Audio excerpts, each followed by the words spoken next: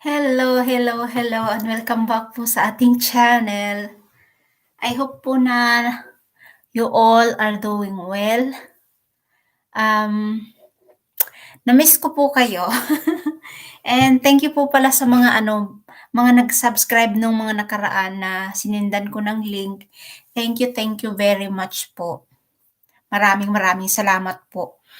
At sisikapin ko po na may kahit papaano ay may matututunan po tayo sa bawat topic na tatalakayin natin. Alam ko po na na kakaiba po itong channel na ito kasi sa research ko po wala pa po masyadong Pilipino or Tagalog channel na meron ng ganitong topic. Pero sad to say po napakarami po nitong NPD po sa ating bansa.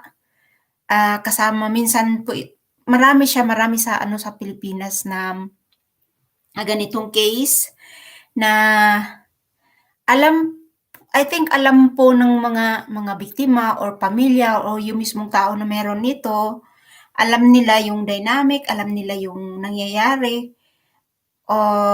Pero yung hindi nila alam ay mayroong tawag po doon. There's a name on it. Yung pinagdadaanan nila, mayroong tawag po doon. And that is narcissistic abuse caused by narcissistic personality disorder individual. So yun po, I hope na may matututunan po tayo sa bawat upload po natin. So I beg you guys, beg talaga, na suportahan niyo po. Suportahan niyo po. It means a lot to me po. Kasi this is my little way po to give back na kahit papaano ay mai-share ko po yung awareness. Kasi po yung napagdaanan ko po, hindi po ito isang beses lang nangyari sa akin. Pero gaya nga po ng sinabi nila, na as long as hindi po natin natututunan yung lesson, kasi bawat po pangyayari sa buhay natin ay may kaakibat po talaga na lesson. Na hanggat hindi natin siya napipick up, hindi natin nalilearn, ay mauulit at mauulit po siya.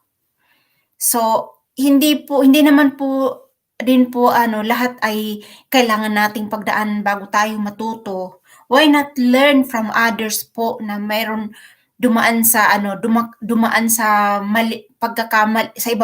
pagkakamali o kaya dumaan sa something na alam mo yun, may pinagdaanan sila na why not learn from them? Kasi hindi po lahat ng lesson ay kailangan nating daanan. Minsan we can learn from other people po. We just have to be open-minded and ano po nito ang first na malaking bahagi po nito ay kung mayroon tayong empathy kasi kaya nating ilagay yung yung sarili natin po sa sitwasyon ng ibang tao. So yun po, without further ado, may natutunan ako po ngayon. Pasensya na po kayo, raw vlog po itong ginagawa natin. So yun, may article po tayo na babasahin po and that is 5 ways to overcome the narcissist bully in the workplace. Kasi po, like I've said, they are everywhere. Toxic, narcissistic personality disordered people, sociopath, psychopath are everywhere. So yun po. Hindi lang po ito sa pamilya. Meron po nito sa work settings, meron po nito sa church, meron po nito sa mga sa lahat po ng groups. Yan. Wait lang. So yun po. Enjoy po.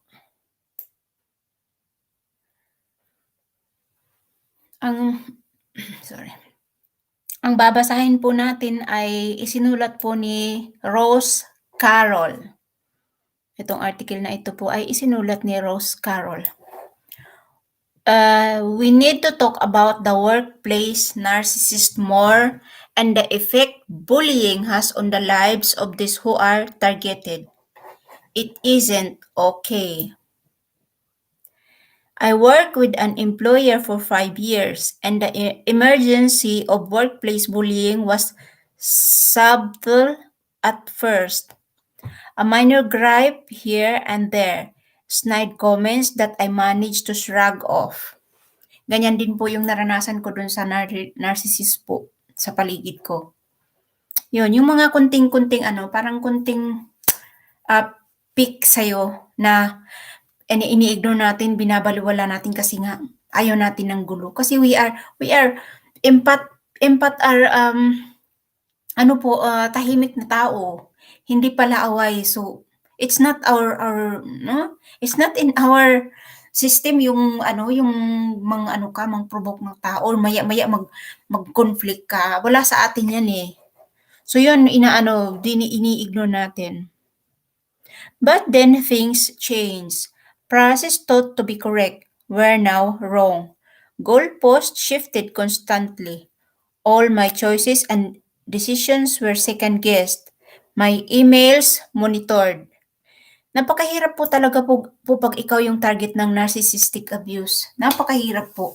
Para kang mayroong invisible prison.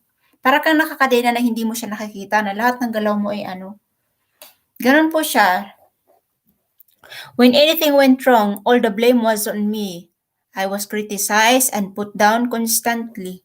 I was facing the classic workplace narcissist bully. I got so bad that mid-2018 I broke down a dinner with my family and told them I was too scared to leave because I didn't think I was good enough to work anywhere else. You see, sa tagal-tagal ng pag-aano nila, pang-lockdown nila, pang-dehumanize nila, like I always said, you will slowly losing your self-esteem. You will slowly losing yourself. You see, takot na siyang mag-resign kasi parang feeling niya hindi na siya makakahanap ng work. Alam mo yun? Parang siya nawawalan na siya ng tiwala sa sarili niya. And it will affect po. Kaya nga napaka-dangerous eh. Sa hindi po nakakaranas nito, parang sa tingin natin, normal lang yan, yung ganyan-ganyan. Hindi po. Emotional and psychological abuse is dangerous kasi po nababago po talaga yung tawag natin, yung pananaw natin sa buhay, yung ating self-esteem, yung ating gift, yung natural na natin, strong na character natin na strong, nababago po siya unti-unti. So yun, my confidence and self-belief were shattered. I felt trapped, and for a long time I couldn't find a way out. Instead, I found ways to cope, and in doing so, I found courage to live. You can too. You too can make this happen. Yun po. Kasi po yung habang nandun ka kasi, you are not living your life eh. You are in survival mode. Kaya nga, most of the victim, dumarating talaga sa time na hindi na nila kaya at parang na-burn out na sila. Na alam mo yon na alam mo yung ubos ka na alam mo na wala ka nang ibibigay, wala ka nang ibubuga. And they cannot get enough. Alam mo, hindi cannot get enough kasi all those bullies, hindi natin alam kung ilang narcissist ang nandun sa work na yun. They are feeding from your energy. They are draining your energy. And it works po talaga. Isipin mo, mantakin mo kung isang tao lang sa company na narcissist is kayang parehang anay. Paano, how much more kung marami, more than one ang nakapaligid sa iyo. Especially kung yun ay boss mo. How damaging is that? So yun. So here, 5 ways to overcome the workplace narcissist bully. There are the coping mechanism got me through 5 years of hell. Oh my God, 5 years. 1. Discover your value. Even when I wasn't at work, I was consumed by it. I judged my value on my work accomplishment. I couldn't stop thinking about the relentless criticism that came my way. Yun po, lagi kang kinikriticize. You see, hindi lang pala sa ano, sa friendship, sa romantic relationship, sa family ito, pati pala sa work. Kasi po, gaya po ng sinasabi ko po, narcissists, they are everywhere and they operate po in the same playbook. Yun po ang kagandahan doon. Kapag po inaral natin yung narcissistic personality disorder, kahit saan sa mundo pa yan, yung pattern po nila ay iisa. Iisa, para bang isang, kaya yung sinasabi ko po na parang nag-graduate sila sa iisang academy, iisang university. Parang inaral nila yung ano, same subject, same ano, ganun po kasi they are operating from the same playbook. Kaya please learn the narcissistic personality disorder kasi lalo na po pandemic na po ang ano NPD, ang narcissistic personality disorder is considered pandemic.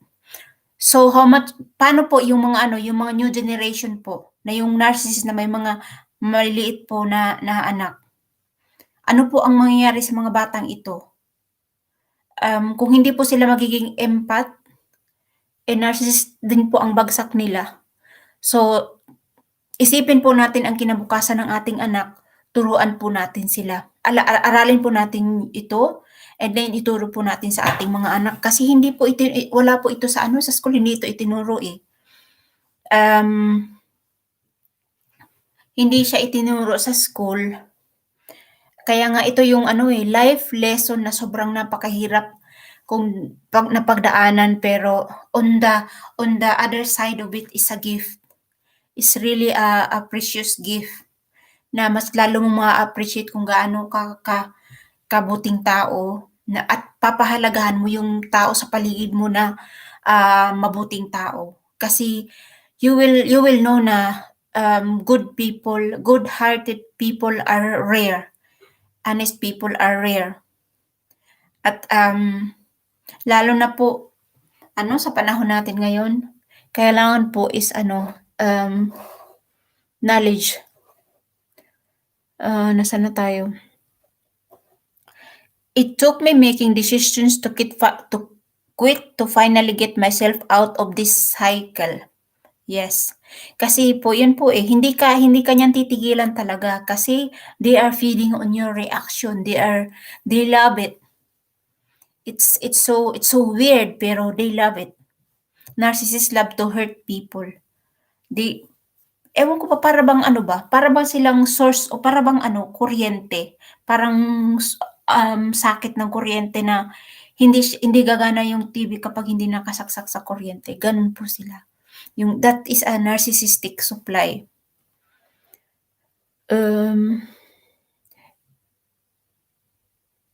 Ito na. I knew that I couldn't jump from one workplace to another carrying all this damage with me. Tama po, kasi yung aftermath ng narcissistic abuse is not easy. I needed to start healing, of course. Ang maganda po dito, tayong mga nakaranas po ng narcissistic abuse. Kaya nga tayo tinarget kasi we are strong at kaya natin pong gumaling. Yung narcissist abuse po na dinanas natin is it's secondary po. May tendency na naranasan na natin yan sa pamilya natin or kaya nung naka-encounter na tayo ng narcissist sa buhay natin. Kaya nga we are prone to them. So they are reopening our wounds. Meron tayong dala-dala na invisible wounds sa atin na ini-reopen ng narcissist. And for me po, I think it's spiritual awakening or lesson kasi paano mo mapapagaling yung sarili mo, yung sugat na yon, kailangan siyang it needs to comes out. So I think ewan ko yung ginamit yung narcissist to appear into your life to show you the what you need to heal in yourself. Yun po ang for me. Kasi although sobrang masakit po talaga siya and nobody deserve that. Pero yun po ang naging ano ko po, ang naging parang ano ko po, motivation ko na is a blessing in disguise kasi kung hindi siya dumating, hindi ko malalaman na I'm walking in this world, not living my full capacity, but I am living in survival. And hindi po yun maganda kasi kumbaga ako in my opinion, like I feel like responsible of other people. I mean, ewan ko na, nature ko kasi talaga yung gusto kong tumulong, gusto kong, um, I want to ease the pain of people. At hanggang kaya ko pong ano, hanggang ewan ko po, masaya po ako dun kapag nakakatulong ako, kay malaki yan o maliit na bagay. That makes me happy po. And sad, hindi po lahat ng tao ay may puso po na kagaya natin kasi nga dito sa mundo, dalawa lang po yan para pong siyang ano, parang dark and light. So we are walking with our lights. So the darkness is attractive to us. Parang ganun po. So yun. For me, this was, ito na siya When you are in a workplace that makes you feel like you have no value, you've got to find your value elsewhere. For me, this was volunteering for a local for a local not-for-profit. I no longer relied on my job to make me feel valid. I found it in other workplaces that recognized my value and that made all the difference when it came time to leave, of course. Kasi if you are in a group at hindi ka na-appreciate, that means you are not, you are with the wrong people. Pag hindi nila nakikita yung value mo as a person, you are with the wrong people. May ano tayo, it's our responsibility to take ourself from that group kasi wala. Ano na klaro naman na sa atin na we don't feel good around these people. We don't feel good because they are tearing us down, our self-esteem. And hindi po ito yung sinasabi nila na sensitive ka lang. No. Kasi narcissists are extremely, they are doing this mind game. They are doing this nitpicking on you. Nitpicking kasi gusto nila talaga na ma-damage yung self-esteem mo, ma-damage yung trust mo. And kasi ganun po sila they don't have any real self. Kaya they are envious of people who possess those, alam mo yun, yung mga kunting bagay lang, like your smile. Kasi they know na it comes from deep. And narcissists are empty inside. Imagine guys, if you're really empty inside, nothing, no emotions, just alam mo kung ano yung meron na emotion na ang mga narcissists is just an anger, hatred, all negativity. Alam mo yun? Yung happiness, yung love, wala sila niyan po, wala sila niyan. Kaya nga magtataka ka na bakit nila ginagawa yung mga ganun, manakit ng kapwa nila kasi they don't have all the napahaba na naman yung video natin. Wait lang. Tatapusin po natin yung article. Daldal ko. Ano ba yan? Pasensya na po. Ito na. Number 2, talk about it. Hindi na tuloy. About a month before I handed in my resignation letter, I started seeing a counselor. She was everything I wasn't because of the impact of the workplace bullying. She was tough, blunt, assertive, confident in herself. In our first session, I was dubious. How can someone so different from me understand what I am going through? When I explained it, her only response was, "Crap, hon, you gotta get the hell out of there." Yan. Her immediate recognition of how dangerous and wrong the situation was also validated how I was feeling and that something had to change. Overcoming the workplace narcissist gaslighting that it was all me started to loosen its grip at this point. Kasi hindi yan sila aamin ng krimen na ginagawa nila kaya nga that makes them more dangerous. Hindi yan sila aamin. My God, kahit anong ipresenta mo dyan, gawan ka pa ng kwento, gawan ka pa ng ebidensya na kunyari ginawa mo. Kaya nga po, if you are dealing with a narcissist, please take note, save all the every evidence na kasi they can use it at least later po you have the evidence kasi they twist everything. Everything. And if there's a story, if they have a story against you, at least you have screenshot. No? So yun. I felt good to talk someone who didn't know me. It was good to talk someone outside the story and who could give an objective view. It was good to be heard. Kaya nga importante po yung after po ng narcissistic abuse, you have to go to therapy. Kasi and piliin niyo po yung narcissist yung therapist muna po na may knowledge about narcissistic personality disorder. Kasi hindi po lahat ng therapist ay may specialty about NPD. Kasi it can happen din po na walang knowledge yung therapy na mapuntahan niyo, walang knowledge about narcissism. So instead po na ma-validate kayo, ang mangyayari po ay ma-retraumatize pa po kayo. So yun, advice lang po. Number 3, self-care is key. Sunday nights became the worst night of the week for me. You'll know what I mean if you're also experiencing workplace bullying. Knowing that the next morning you're going into a toxic workplace, paralyzing dread takes place. My goodness, kung ganyan na yung feeling, my God. Kung nakasalalhan niya is your sanity, your peace, it's so expensive, oy. Live. Wala na, oy. Kung yun na ang kapalit ng work mo because ayan, magpapasok ka pa rin kahit gano'n na, sobrang toxic na, wag na. My God, alis na. Saan na ba tayo? To distress, every Sunday night for about 6 months, I always had a bath. It was time I closed the bathroom door and refused to let any of the bad stuff enter that room. Self-care made me feel like myself again and less the worthless human the workplace narcissist had made me feel. Ganun po sila.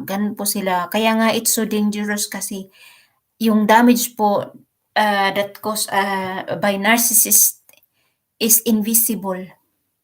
Kasi it's in your mind, in your emotion. Sorry po. And yung damage po niya po ay psychological and emotional. So wala po kayong makikitang pasa. But the damage is in you.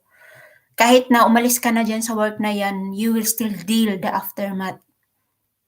And alam naman po natin na emotional injury, emotional abuse is or trauma from all the abuse you endured is not easy to heal. Hindi siya madaling mag-heal. Kailangan self-care and yeah. Kaya nga po I am sharing this awareness kasi ayoko pong may makaranas ng ganito. Kahit isa lang po na magkaroon, kahit isa lang po na manonood sa akin na magkakaroon ng idea and to try to educate themselves at makakaiwas sila sa ganun na abuse ay sobrang masaya na po ako doon. Kahit isang tao lang po. Ganun po ako kadeterminado na maibahagi yung experience at yun. I know everyone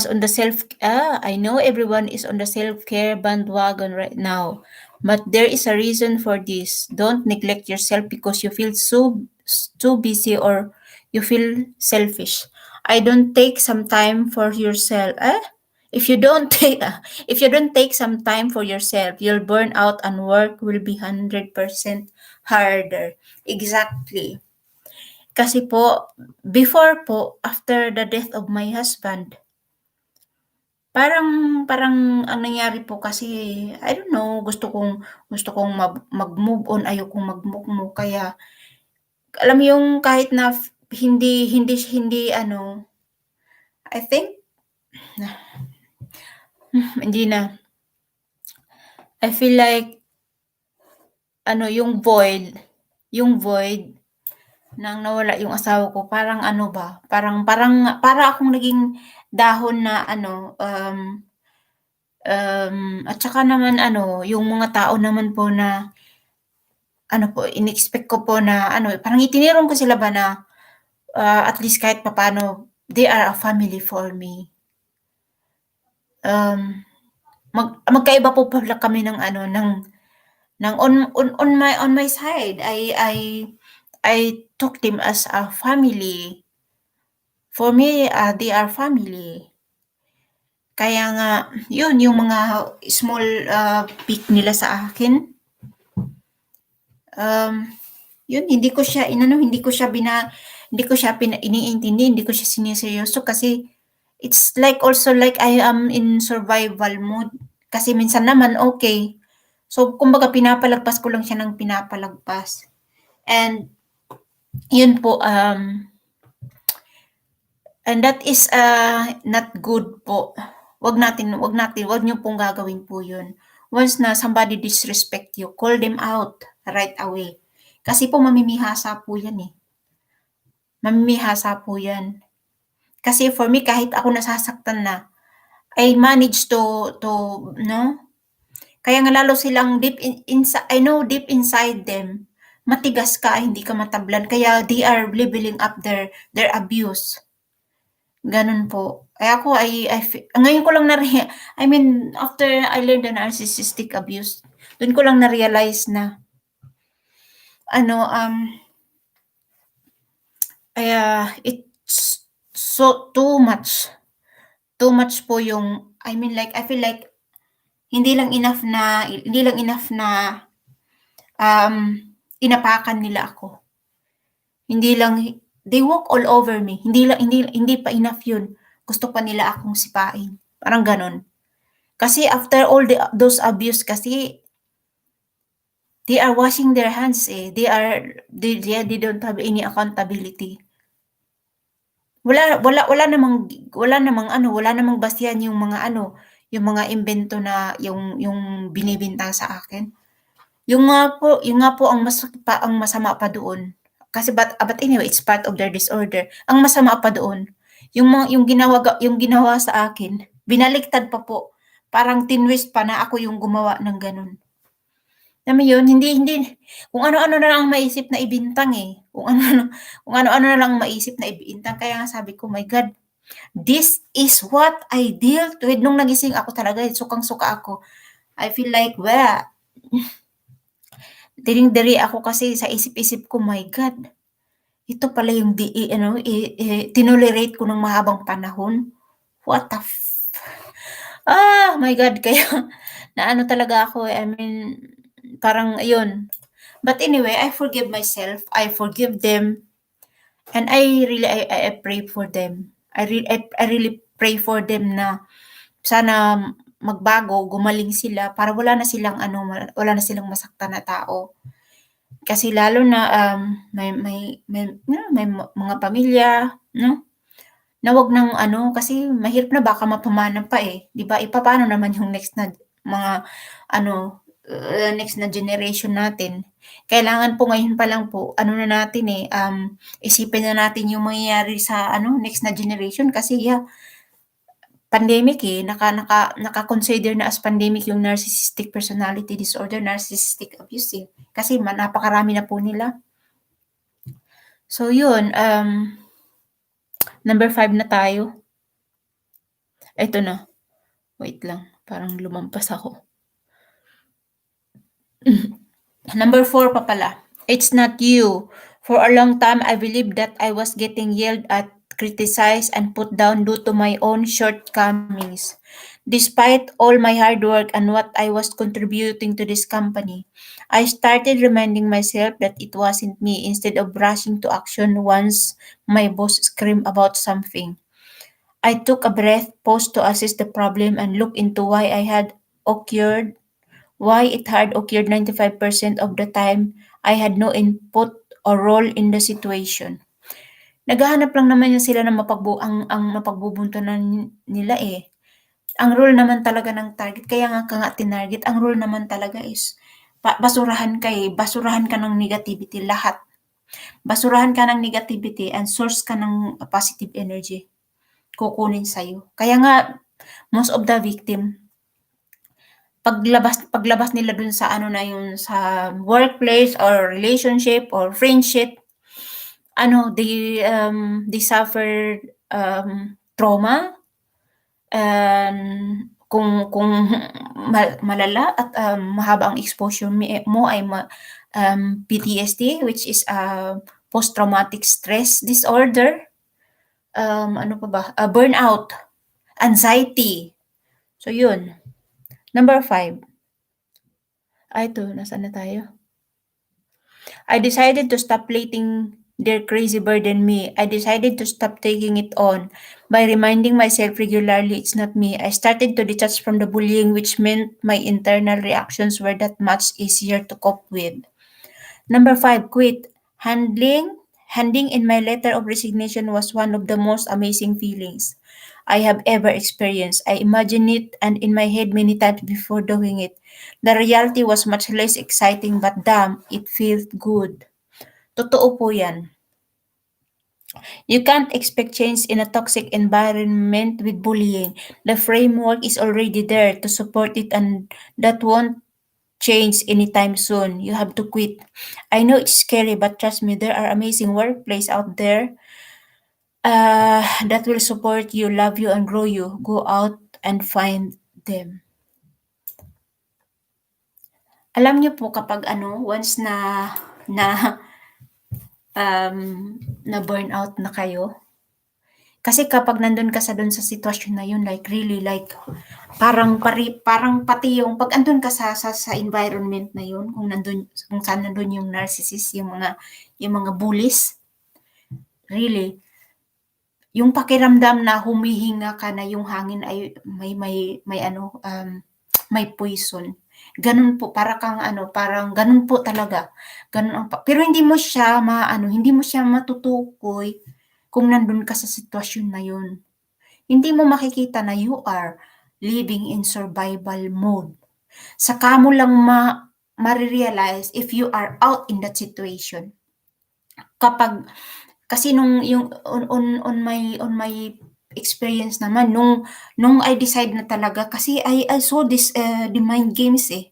Alam niyo yun, yung push and pull, yung abuse, yung pagkadami-daming mga hindi kayang sikmurain ng mga salita tapos magso-sorry, mag-i-smile sa'yo na parang walang nangyari. Tapos isi-text ka ng alam mo yung bumabait sa'yo, like, what the alam mo yun? Kaya sabi ko, no, enough is enough. I cannot deal with this anymore. Pero that time, hindi ko pa alam na I am dealing with a narcissistic personality disorder individual. Hindi ko pa alam that time. But really, I feel really suffocated. So when I stop no. Kasi may demand pa sa akin eh. May demand pa. So I said, sabi ko sa sarili ko, no, I decide now what I want. Kasi mahabang panahon kitang pinagbigyan. Now I decide what I want. Mind you guys, this is not like no, hindi na ako magbibigay ng details. Basta 'yun. So nung ako na nag-decide na i-cut na yung contact talaga. I block in everything they can. I block them all.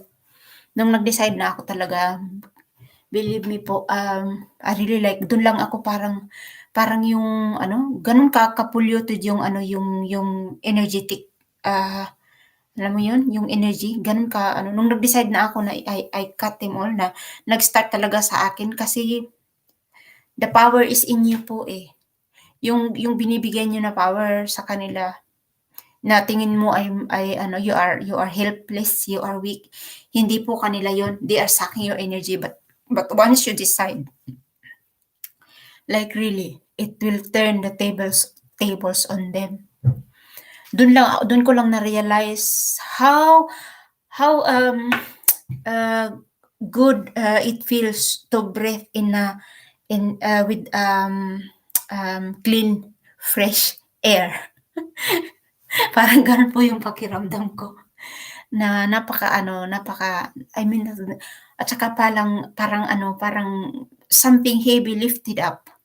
Nawala yung hindi invisible na pinapasan ko na ewan ko, basta ang hirap niyang ano, ang hirap niyang ipaliwanag. So, I realized na, "Oh my God, I don't need them in my life. I am so much better without them." Kaya, yeah, I take my power back.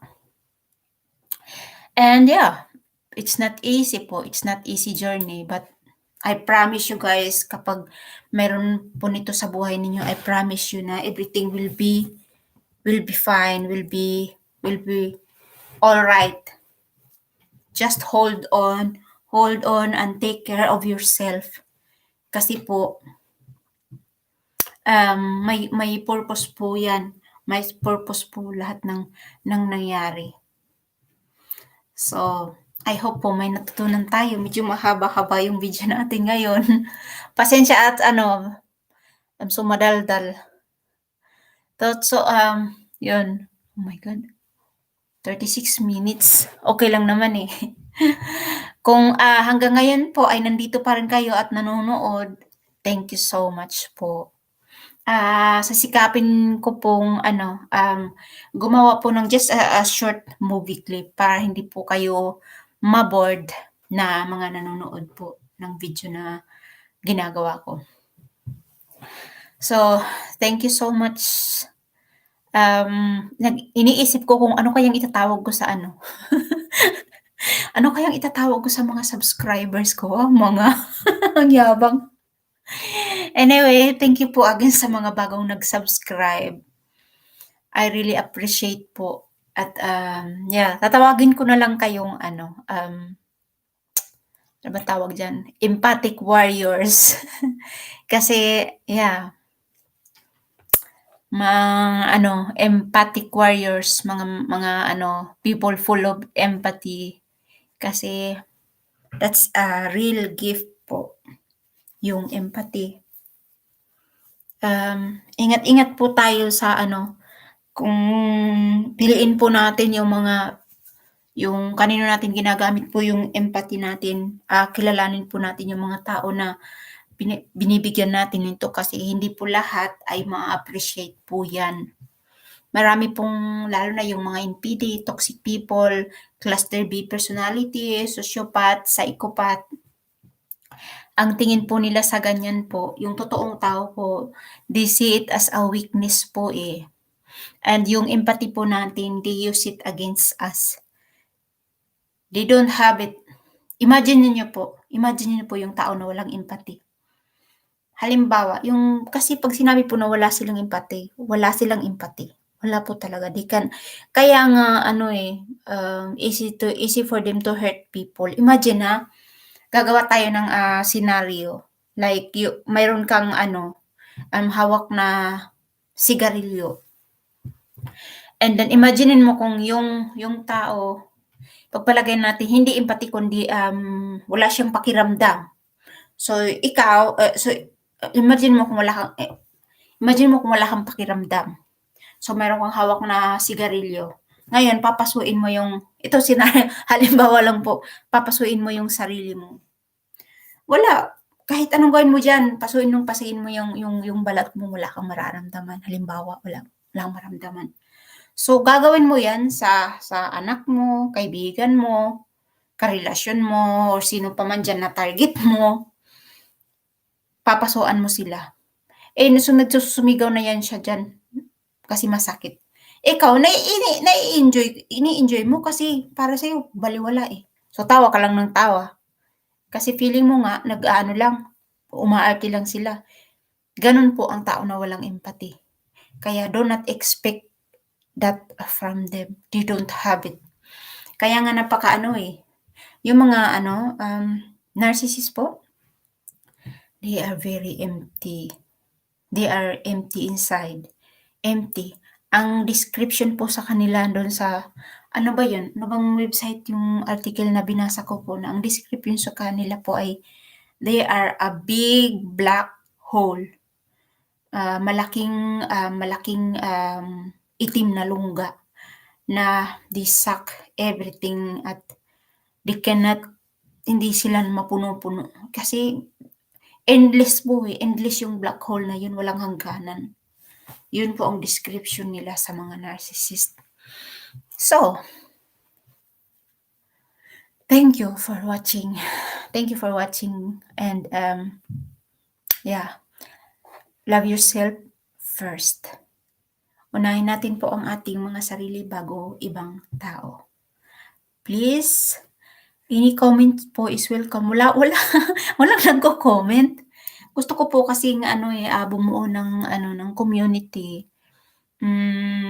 Para din po kasi I'm not expert on this.